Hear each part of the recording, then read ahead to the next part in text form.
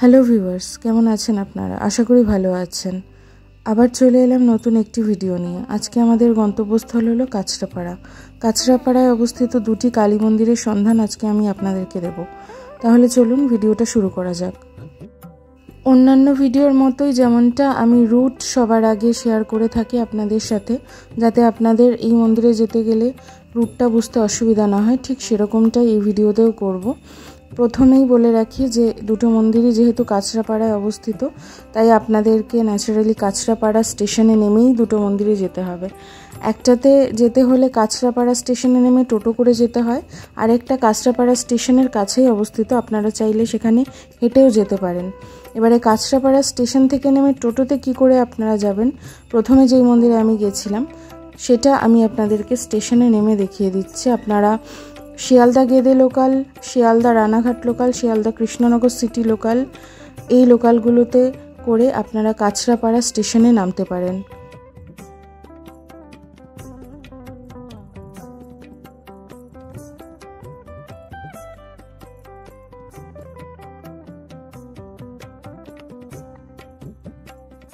এটা হচ্ছে কাঁচরাপাড়া স্টেশন। কাঁচরাপাড়া স্টেশনের 1 নম্বর প্ল্যাটফর্মে ট্রেনটা দাঁড়িয়েছিল। 1 নম্বর প্ল্যাটফর্মের থেকে যে ওভারব্রিজটা উঠেছে, এই যে ওভারব্রিজ, এই ওভারব্রিজ দিয়ে আমাদেরকে 3 নম্বর প্ল্যাটফর্মে গিয়ে নামতে হবে। 3 নম্বর প্ল্যাটফর্মে নেমে কিভাবে যেতে হবে সেটা আমি আপনাদেরকে দেখিয়ে দিচ্ছি। এটা হচ্ছে 3 নম্বর প্ল্যাটফর্ম। 3 নম্বর প্ল্যাটফর্মে যেখানে ওভারব্রিজটা রয়েছে তার থেকে সামান্য একটু এগিয়ে ডান দিকে দেখতে পাবেন বেরোনোর একটা পথ আছে, মেইন রোডে উঠে গেছে। মেইন রোডে কিছু দূর এগোলে একটা হনুমান মন্দির দেখতে পাবেন, তার পাশে টোটো স্ট্যান্ড রয়েছে, সেখানে গিয়ে বলতে হবে পীরপাড়া মা কালী সেবাশ্রম যাব। টোটোতে যেতে ভাড়া লাগবে পার পার্সন 20 টাকা এবং সময় লাগবে ওই মোটামুটি 10 থেকে 15 মিনিট। আমাকে এই মোড়ে নামিয়ে দিয়েছিল। এই মোড়ে যে সোজাসুজি রাস্তাটা চলে গেছে একদম, সেই রাস্তা ধরে সোজা জাস্ট কয়েকটা পা এগোলেই আজকে আমাদের প্রথম গন্তব্যস্থল মা কালী সেবাশ্রম। যদি বুঝতে অসুবিধা হয় টোটো কাকুদের বা টোটো দাদাদের, তাহলে সেক্ষেত্রে বলবেন পীরপাড়া ক্লাবের কাছে যেই মন্দিরটা রয়েছে মা কালী সেবাশ্রম, সেখানে নিয়ে চলুন, তাহলেই ওনারা আপনাকে নামিয়ে দেবেন।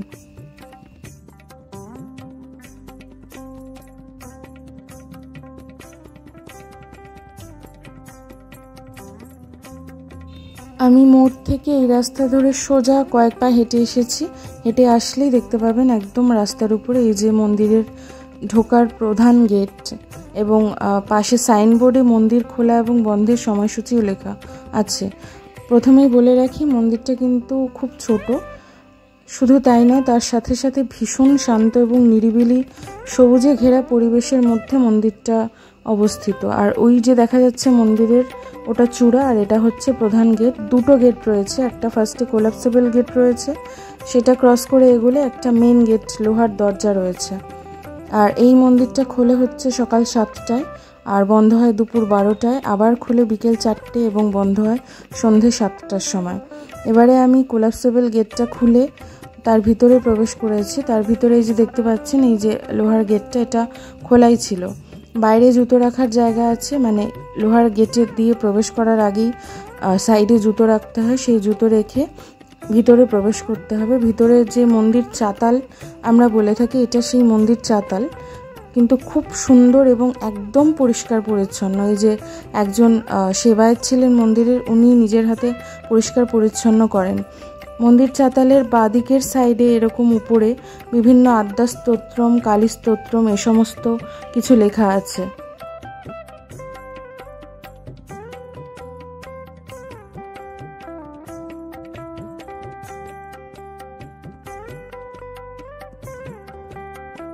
মন্দিরের চাতালের গায়ে এই সব স্তোত্রম লেখা দেখতে দেখতে আমরা এবার সামনের দিকে এগোবো।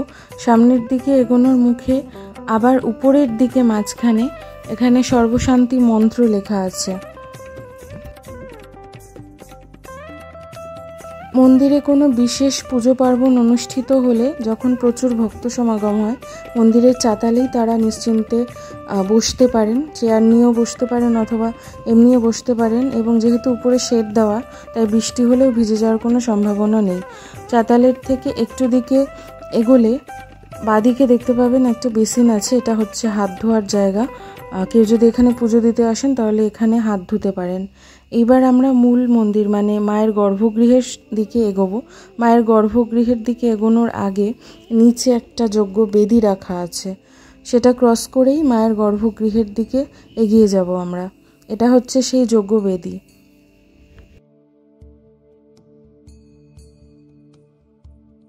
মন্দির চাতালের দেওয়াল, মন্দিরের মেঝে, গর্ভগৃহের বাইরের দেওয়াল, গর্ভগৃহের মেঝে সমস্তটাই শ্বেত পাথর দ্বারা নির্মিত এবং এখানে বেশ কয়েকটি দেবদেবীর বিগ্রহ শ্বেত পাথর দ্বারা নির্মিত।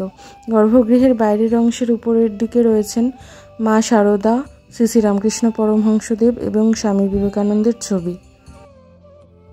এই মন্দিরের গর্ভগৃহে মা কালীর বিগ্রহ ছাড়াও আরও অনেক দেবদেবীর বিগ্রহ রয়েছে যাদেরকে নিত্য পূজা করা হয়।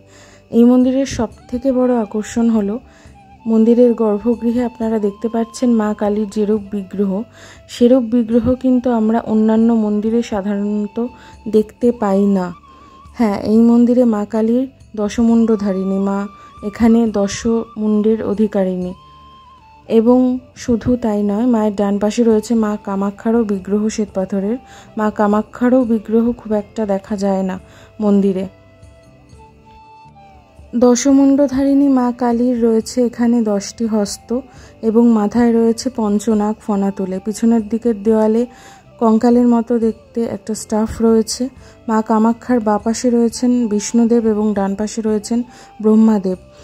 বাদিকের দরজার, গর্ভগৃহের বাদিকের দরজার ঠিক পাশেই রয়েছেন শ্বেতপাথর দ্বারা নির্মিত মহাদেব। মা কামাক্ষা এবং মা কালীর মধ্যস্থলে বেদিতে রয়েছেন একটি শিবলিঙ্গ। শিবলিঙ্গের বাঁ পাশে রয়েছে মা তারার চরণ যুগল এবং মা কালীর বিগ্রহের সামনে রয়েছেন জগন্নাথ দেব, বলরাম দেব এবং দেবী সুভদ্রা। আর মন্দিরের গর্ভগৃহের এক সাইডে রয়েছে পঞ্চমন্ডির আসন এবং শিবলিঙ্গের পাশের নিচের দিকে রাখা রয়েছে একটি যজ্ঞকুণ্ড বা হোমকুণ্ড। মায়ের বিগ্রহের সামনে একটি ডগের ছবি রয়েছে, ওটা দেখে অনেকের মনে অনেক প্রশ্ন আসতে পারে, সেই ডাউটটা আমি ক্লিয়ার করে দিচ্ছি আপনাদেরকে। এই মন্দিরের যিনি গুরুদেব আছেন সেই গুরুদেবের পোষ্য ছিল ওই ডগিটি এবং তিনি তাকে খুব ভালোবাসতেন, সন্তান স্নেহে ভালোবাসতেন। তো সেই পোষ্যটি মারা গেছে। মারা যাওয়ার পর তার প্রতি সম্মান জানিয়ে, ভালোবাসা জানিয়ে তার ফটো মায়ের বিগ্রহের সামনে রাখা রয়েছে। এই মন্দিরটি 2007 সালে শ্রী দেবাশিস মুখার্জি প্রতিষ্ঠিত করেন। মন্দিরে পঞ্চমন্ডির আসন উনিই প্রতিষ্ঠা করেছিলেন। শোনা যায় এই মন্দিরে যেদিন ভূমি পুজো হয়েছিল, ভূমি পুজোর দিন প্রচুর অঘরী তান্ত্রিকরা এই মন্দিরে এসেছিল পুজো করতে।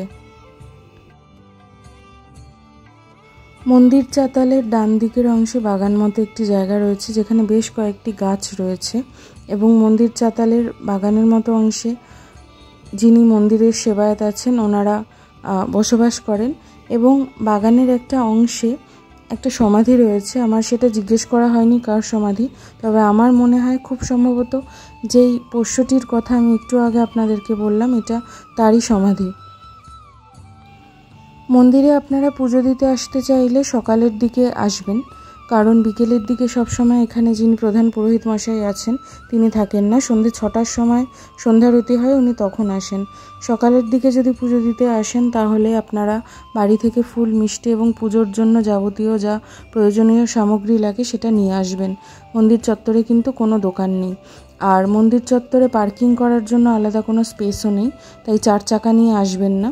বাইক বা স্কুটি আপনারা রাখতে পারেন যদি পাবলিক ট্রান্সপোর্টে আসতে অসুবিধা হয় তাহলে, নাহলে আমি সাজেস্ট করব পাবলিক ট্রান্সপোর্টেই আসতে।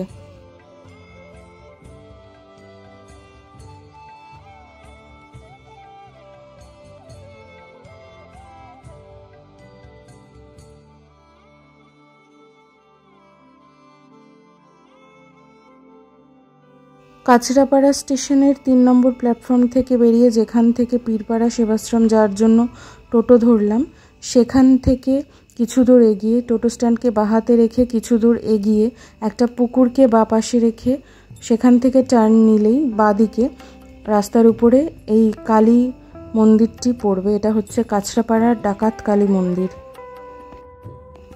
500-600 বছর আগে এই জায়গাটা জঙ্গলাকীর্ণ ছিল এবং এই জায়গায় ছিল ডাকাতদের বসবাস। ডাকাতরা ডাকাতি করতে যাওয়ার আগে এখানে মায়ের আরাধনা করত। এই ডাকাতকালী মন্দিরটি পরে প্রতিষ্ঠিত হয়েছিল। মায়ের গর্ভগৃহে এখানে মায়ের বিগ্রহ পুজো করা হয় না, মায়ের বিগ্রহ নেই, সেই জায়গায় মায়ের শিলারূপ রয়েছে।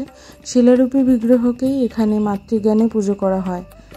মায়ের শিলারূপী বিগ্রহ ছাড়াও এই মন্দিরে রয়েছে শ্রীরাম এবং সীতার ছবি এবং প্রচুর শ্রীকৃষ্ণের বিগ্রহ, নারুগোপাল এবং বজরংবলীর বিগ্রহ। এটা হচ্ছে মন্দিরে ঢুকতেই প্রথম গর্ভগৃহটা, যেখানে প্রচুর শ্রীকৃষ্ণের মূর্তি আপনারা দেখতে পাচ্ছেন এবং বজরংবলীর কিছু মূর্তিও রয়েছে এবং রয়েছে নারুগোপাল, যাদের নিত্য পুজো করা হয় এখানে।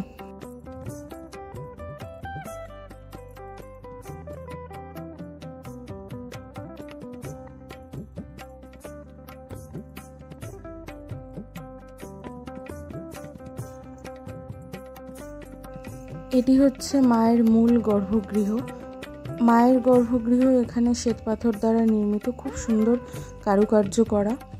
মায়ের গর্ভগৃহের এটা ডান দিকের অংশটা এবং পুরো মন্দিরটাই ভীষণ সুন্দর কারুকার্য করা এবং প্রায় যে সংস্কার করা হয় সেটা দেখে বোঝা গেল। গর্ভগৃহের উপরের দিকে সুন্দর কারুকার্য করা আছে এবং গর্ভগৃহের ডান দিকের অংশে রয়েছে মা তারার ছবি এবং বাঁদিকে রয়েছে মহাদেবের ছবি। এবার চলুন গর্ভগৃহে মাকে দর্শন করে আসি আমরা। আমি প্রথমেই বলেছি যে এখানে মায়ের বিগ্রহ নেই, শিলারূপী বিগ্রহকেই মাতৃজ্ঞানে পুজো করা হয় এখানে এবং এই শিলাকেই মাতৃজ্ঞানে পুজো করত ডাকাতরা। মন্দির প্রতিষ্ঠিত হওয়ার পরও সেই নিয়ম রীতি চলে আসছে। ডাকাতকালী যিনি শিলারূপে পূজিতা হয়ে আসছেন, শিলা ছাড়াও রয়েছে এখানে রূপোর একটি দেবী মূর্তি, রয়েছেন মহাদেব, শেরাবালি এবং মহাদেবের ছবি।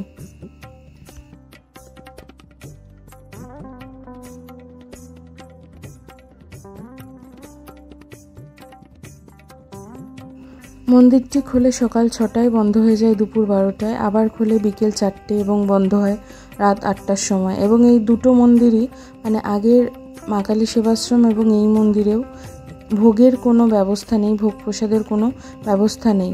এই মন্দিরে পুজো দিতে আসতে চাইলে আপনারা মন্দিরের সামনে একটি পুজো সামগ্রী কেনার দোকান পেয়ে যাবেন, তবে সেখানে ফুল মিষ্টি কিন্তু বিক্রি হয় না।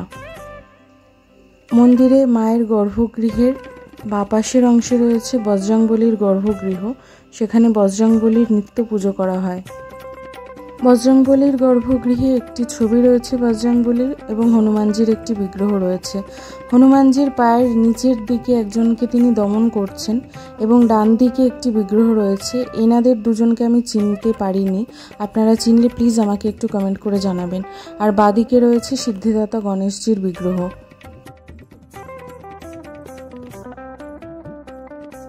আজকের ভিডিওটা এই পর্যন্তই ছিল। ভিডিওটা কেমন লাগলো অবশ্যই আমাকে কমেন্ট করে জানাবেন। ভালো লাগলে নিজের বন্ধু বান্ধবদের সাথে শেয়ার করে দেবেন এবং একটি লাইক করে দেবেন। চ্যানেলে নতুন হলে এবং আমার পাশে থাকার জন্য প্লিজ চ্যানেলটিকে সাবস্ক্রাইব করবেন আর পাশে থাকা বেল আইকনটি প্রেস করে রাখবেন যাতে সমস্ত নতুন নোটিফিকেশন পেতে পারেন। দেখা হচ্ছে আপনাদের সাথে নেক্সট নতুন একটা ভিডিও নিয়ে। ততক্ষণের জন্য সবাইকে টাটা। সবাই ভালো থাকবেন, সুস্থ থাকবেন। অনেক ধন্যবাদ।